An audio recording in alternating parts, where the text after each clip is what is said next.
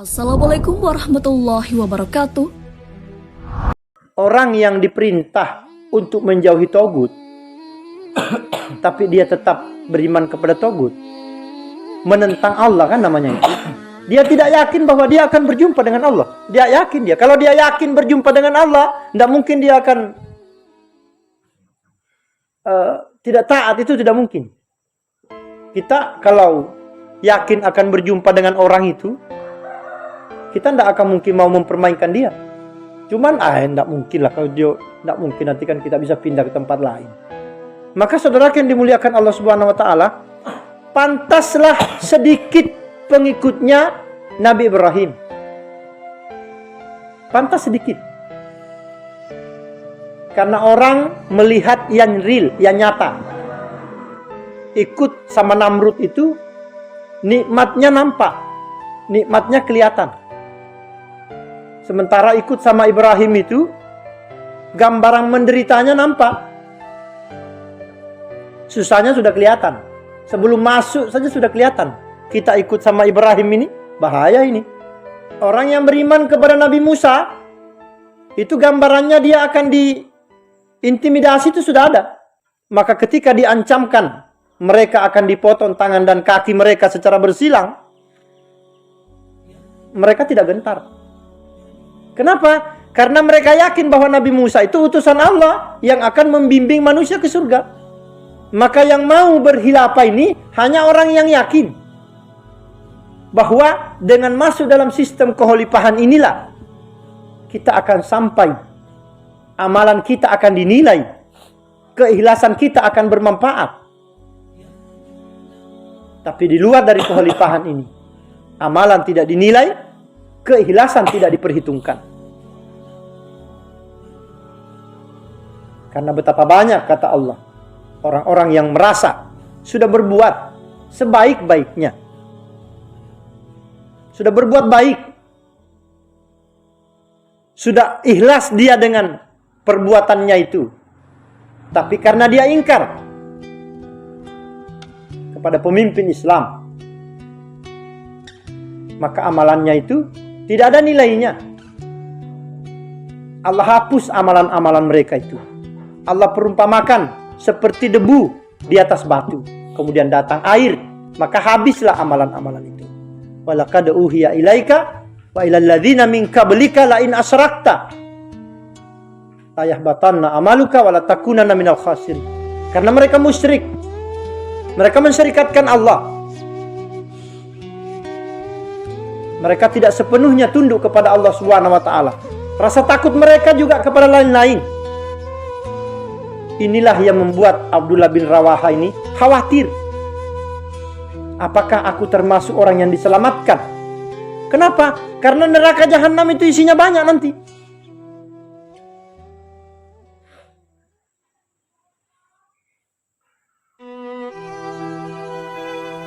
Sedikit Allah menyelamatkan orang-orang yang bertakwa.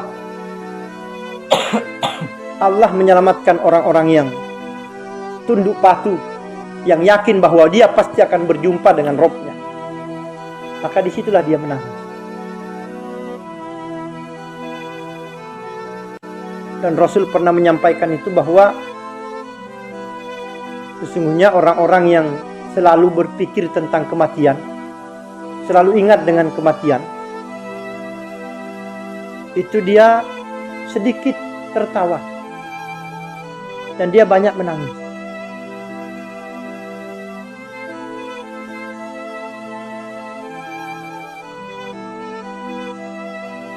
Saudara yang dimuliakan Allah Subhanahu wa taala, kita juga tentunya harus juga banyak merenung, ya, tentang diri kita ini. Kira-kira kita ini sudahkah kita ini kira-kira ikhlaskah dalam berbuat ini? Karena kalau tidak ikhlas, tidak ada nilainya. Kalau sudah benar amalan kita, sudah sesuai contoh, sudah ada perintahnya, maka keikhlasannya kita perbaiki. Karena insya Allah kita sudah berada di jalan Allah, di jalur yang benar. jaga itu. Ketaatan kita diperhatikan. Sehingga kita berharap mudah-mudahan ketika sudah nanti di sirat tadi itu, jembatan Siratal Mustaqim itu, Allah menolong kita sehingga kita melalui sirat itu, mudah-mudahan kita melaluinya seperti kilat. Karena Rasul menggambarkan orang-orang yang melewati sirat itu ada yang seperti kilat.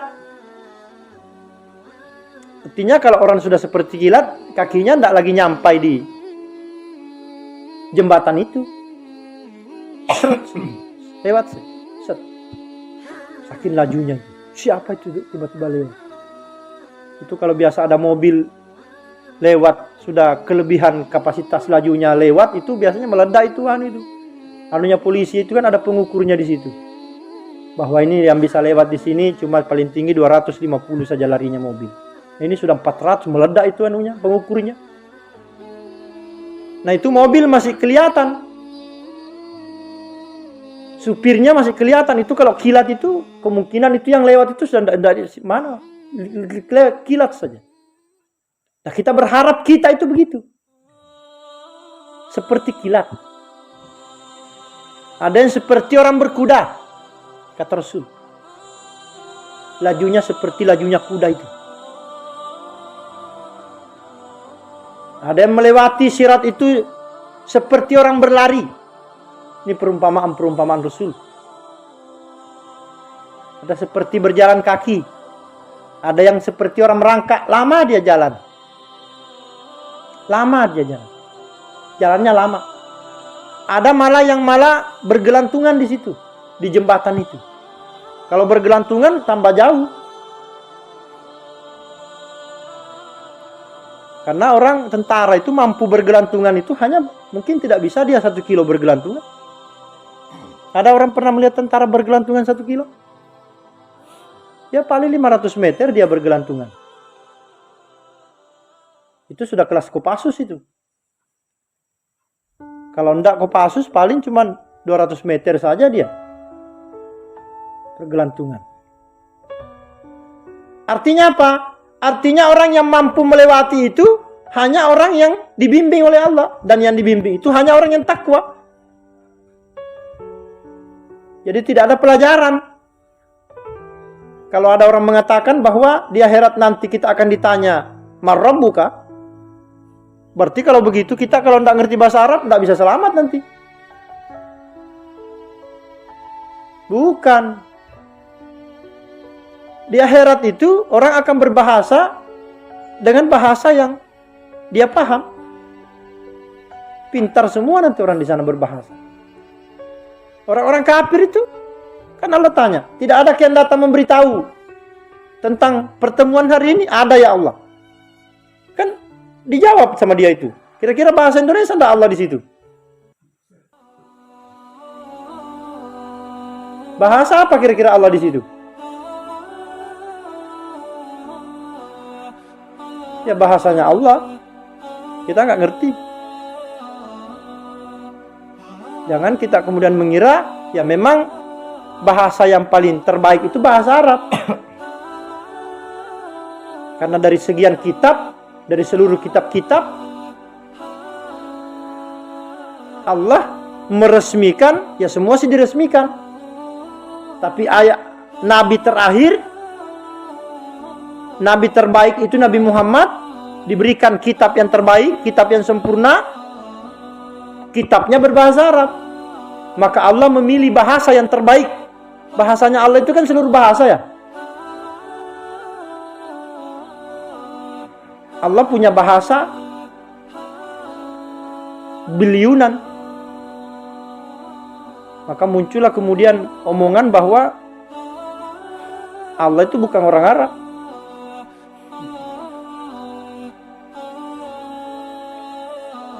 Allah berbahasa, ya kita sih ada sih dalil yang mengatakan bahwa di akhirat itu nanti orang berbahasa Arab.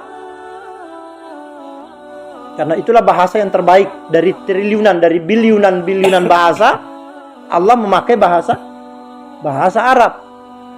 Terus apakah orang yang tidak bisa bahasa Arab tidak bisa menjawab? Orang yang bisa menjawab di situ adalah orang yang bertakwa.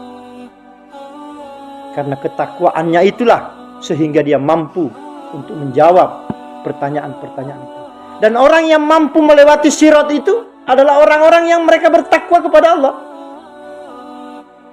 Dan bukti ketakwaan kepada Allah itu dia mempraktekkan aplikasinya taat kepada Allah, Rasul dan Khalifah.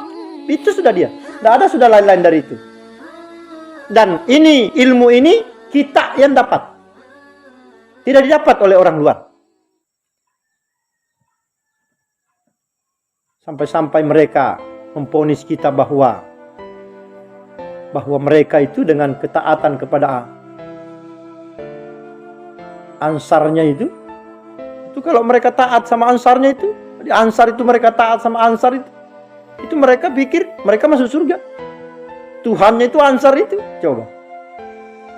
Orang pengadan itu dibilangin begitu. Nabinya itu ansar itu.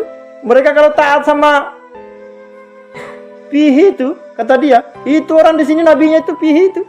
Pihi Rahmatullah. Kalau dia taat sama Pihi itu, masuk surga mereka itu. Keingkaran kepada Pihi itu dianggap mereka masuk neraka. Dia nggak paham bahwa bukan Pihinya di situ, tapi ulil amri minkum. Pemimpin yang ada di antara mereka di situ adalah Pihi itu. Sehingga mentaati Pihi itu bukti ketaatan mereka kepada Khalifah. Dan mentaati Khalifah bukti ketaatan mereka kepada Allah. Karena pengganti Nabi itu adalah Khalifah. Jadi ini rumusan ini tidak didapat oleh orang luar. Tidak didapat.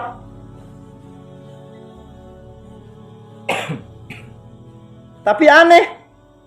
Mereka tidak pergunakan kata itu. Bahwa itu nabinya itu orang di situ itu Jokowi. Orang di kilo 5 sana itu nabinya Jokowi. Kalau Jokowi bilang pakai masker dia. Dia tidak bisa membahasakan itu. Dia hanya mempergunakan itu kepada orang yang benar. Ketika khalifah yang kita bahas, maka persyaratannya banyak betul. Oh, kalau seorang pemimpin itu harus ini, harus itu. Harus tahu berapa ribu hadis dihafal. Tapi giliran Jokowi diangkat, mereka tidak tanya. Itu Jokowi mau diangkat jadi presiden, berapa ribu hadis dihafal. Jadi ketika kebenaran yang kita tawarkan, maka mereka datang setelah iblis-iblis mempersyaratkan. Dengan macam-macam persyaratan. Tapi ketika setan yang mau diangkat, pada setannya hilang. Setan tidak ada yang nongol. Bahwa syarat-syarat jadi setan itu harus begini-begini. Nggak ada mereka. Itulah beratnya masuk surga itu. Maka kenapa kemudian yang pertama-tama kita harus syukuri adalah nikmat hidayah.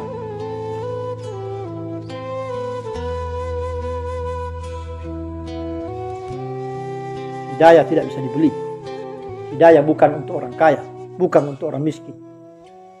Hidayah itu Allah langsung yang turun memberi kepada orang. Bukan hidayah itu didapat akibat ilmu tinggi. Bukan hidayah itu didapat akibat keturunan yang baik-baik. Bukan hidayah itu didapat orang yang punya istri atau tidak punya.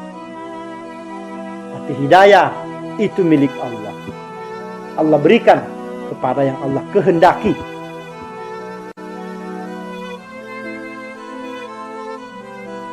Maka banyak-banyak perbaiki.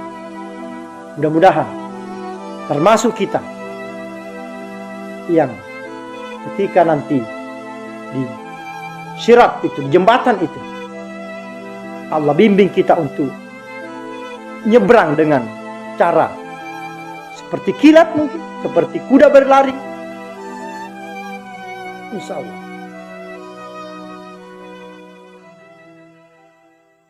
Karena di situ akan banyak orang yang dibiarkan. Jadi bukan malaikat yang bawa dia ke neraka. dia sendiri yang jatuh. Iya kan? Ke surga dia sendiri yang jalan, masuk. Itu pernah dibahasakan oleh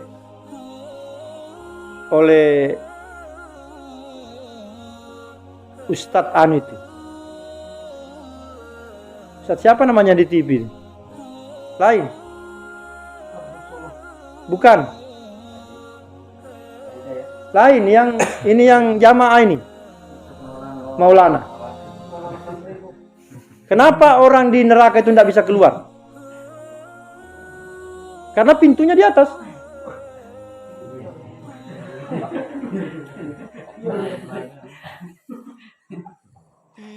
Di atas pintunya neraka itu, bukan di depan. Beda kalau surga. Surga itu pintunya di depan. Maka tidak bisa keluar dia. Nah, cara menaikkannya itu harus ada tangan yang, maka pantaslah kemudian ada ungkapan yang mengatakan, kalau engkau tidak menemukanku di surga, maka cari aku di neraka dan selamatkan aku. Ada yang begitu nanti. Dia sering dapis sama si Fulan itu. Kenapa kok tidak ada di surga dia? Mana sahabatnya itu? Yang dia sering sama-sama ke pengadan itu. Oh, ternyata dia sering belok kiri. Dia sering dapis tapi sering juga belok kiri. Ternyata setelah ditimbang, berat kejahatannya. Nauzubillah min dzalik. Dicari-cari di surga tidak ada, dicari-cari lantai ke bawah, dia tidak bisa ke atas. Surga itu anunya masalahnya orang tidak bisa ke atas, bisanya ke bawah. Orang atas orang bawah tidak bisa ke atas, orang atas bisa ke bawah, nyari-nyari. Tidak ada. Ternyata dia dilihat-lihat, ada di neraka dia. Diambil. Kenapa kok dia bisa mengambilnya? Kenapa dia bisa menolong? Karena dia salah satu mati syahid. Dia tolong saudaranya. Dia tolong sahabatnya itu. Diangkat. Turun tangannya ke bawah, bukan dari dalam keluar. Dari dalam ditarik keluar, bukan dari atas, dari bawah ditarik ke atas.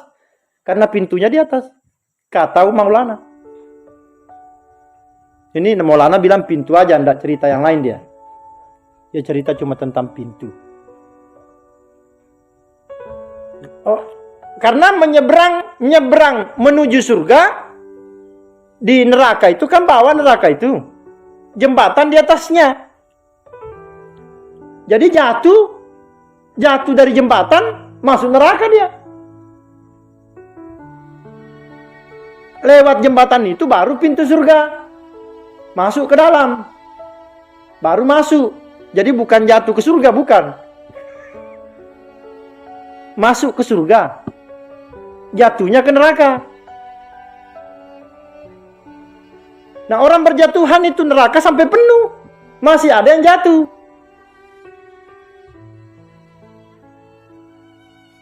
Nah, ini ayatnya tadi ini. Allah penuhi neraka jahanam dari jenis jin dan manusia. Jin dan manusia itu kalau tidak taat masuk neraka. Berarti yang beriman itu jin dan manusia. Maka di zaman Rasul itu jin-jin itu tahu Rasul. Oh, si jin ini belakang dia bermakmum.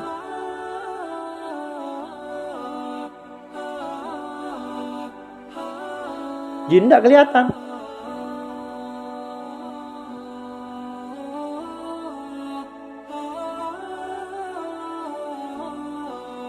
Ya, jadi saudara yang dimuliakan Allah Subhanahu wa taala, ya, kita terus memohon kepada Allah Subhanahu wa taala. Mudah-mudahan kita diselamatkan Allah Subhanahu wa taala ketika disirat nanti itu. Kita diseberangkan oleh Allah, ditolong oleh Allah. Sehingga kita bisa masuk ke dalam surga, dan bukan cuma masuk ke dalam surga saja, tapi masuk dari pintu manapun yang dia mau. Karena di surga itu banyak pintu. Ada pintu puasa, pintu sholat, pintu haji, pintu jihad. Nah, karena dia ini taat kepada Allah, orang taat kepada Allah itu, sehingga ya dia masuk dari pintu manapun yang dia mau. Karena dia memang seluruh pintu memang manggil dia. Sudah, kamu sini saja. Ya sudah, mana-mana lah. Pintu dia. Nanti jangan lagi dipelesetkan lagi karena banyak yang manggil, segalanya enggak usah aja sudah.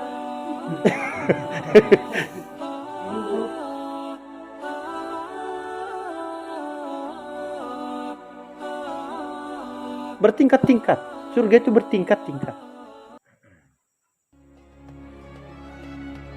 Nah, kita berharap seperti itu. Dan untuk meraih itu memang tidak gampang. Berat dan berat. Siap-siap harus diintimidasi, siap-siap harus dicaci maki, siap-siap harus dikucilkan. Dan tidak bebas dia. Ya, insya Allah sih kebebasannya sih juga ada. Dan Allah, karena Allah sudah menolong dia, Allah beri kemudahan kepada dia yang orang kafir itu tidak sangka-sangka. Kok bisa dia itu pulang balik ke Sulawesi tapi tidak ada vaksinnya? Gimana cara dia itu? Ya ada jalannya. Allah beri dia jalan. Memang tidak nikmat jalannya memang. Tapi bagi dia, itu lahan dakwah bagi dia. Bagus saja perasaan dia begitu itu. Dia tidak naik pesawat, dia naik mobil saja. Tapi dia merasa indah juga di situ. Dia bisa memanfaatkan dirinya, memanfaatkan ilmunya. Karena orang yang beriman itu orang yang dia berbuat baik, kemudian dia berdakwah, kemudian dia bersabar, gitu dia. Jadi panjang perjalanannya itu untuk meraih surga yang tertinggi itu, untuk mengharapkan panggilan-panggilan dari pintu-pintu itu. Kalau ketika Allah meminta kepada Jibril untuk jalan-jalan ke surga, itu indah, kata Jibril itu surga itu. Kemudian Allah bilang, coba kau lihat jalannya. Jalan ke surga itu memang menanjak dan penuh duri. Jalannya itu artinya berat. Berat itu. Kenapa kok bisa? Coba, ketika kekhalifahan sudah tegak, kemudian Nabi, ketika Nabi berjuang, kemudian menang, wafat Nabi, datang Nabi, berjuang ulang lagi, ya kan? Tegak lagi, berjuang ulang lagi, ganti khalifah, tegak khalifah, hancur lagi, berjuang ulang lagi. Jadi selalu berjuang. Jadi orang beriman itu kenapa dia mendapatkan kenikmatan dan kenikmatan yang tidak henti-hentinya itu? Karena dia selalu berjuang. Dan dia berjuangnya itu selalu mengikuti wahyu, selalu mengikuti petunjuk, bukan mengikuti hawa nafsunya. Karena lawannya wahyu itu hawa nafsu, lawannya itu. Coba kalau bulan puasa itu, bahasa gampangnya yang mudah kita pikirkan. Di bulan Ramadan itu, istri aja haram diajak berhubungan badan. Istri itu, bagaimana istrinya orang? Haram kita berhubungan badan dengan istri sendiri. Makanan yang kita cari dengan susah payah, haram kita makan di siang hari. Padahal tubuh ini mau makan. Ketika kita makan makanan itu di siang hari, itu namanya memperturutkan nafsu. Kalau kita tidak makan, itu namanya memperturutkan wahyu. Nah, orang-orang yang memperturutkan nafsu ini, itulah yang jatuh nanti. Jatuh ke neraka. Tapi orang-orang yang memperturutkan wahyu, itulah yang akan masuk surga itu.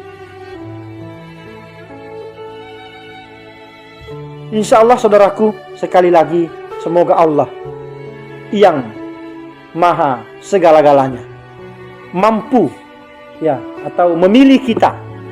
Ya, kalau kita mau mengatakan Allah mampu, pasti Allah mampu. Yang tepat, semoga Allah memilih kita menjadi hambanya yang selalu dituntun, diberikan kenikmatan ketika taat, sehingga dalam ketaatan itu kita mampu menikmati kebahagiaan tersendiri.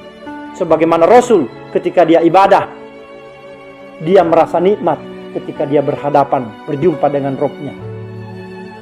Semoga kita termasuk orang yang ketika berjumpa dengan Rob kita, ketika kita taat, kita mendapatkan kenikmatan dan kebahagiaan, dan kita dibimbing oleh Allah Subhanahu wa taala, diselamatkan oleh Allah Subhanahu wa taala di dunia, dan lebih-lebih ketika nanti di Sirat, di padang mahsyar nanti, kita diselamatkan oleh Allah dan kita dibimbing untuk menyeberang sampai kita masuk ke dalam surga dari pintu manapun yang kita inginkan. Amin ya rabbal alamin. Dan semoga Allah mengampuni dosa-dosa kita semuanya. Alhamdulillah, subhanakallahumma wa bihamdika asyhadu an la ilaha illa anta astaghfiruka wa atubu ilaik. Assalamualaikum warahmatullahi wabarakatuh. Wallahu a'lam bishawab. Wassalamualaikum warahmatullahi wabarakatuh.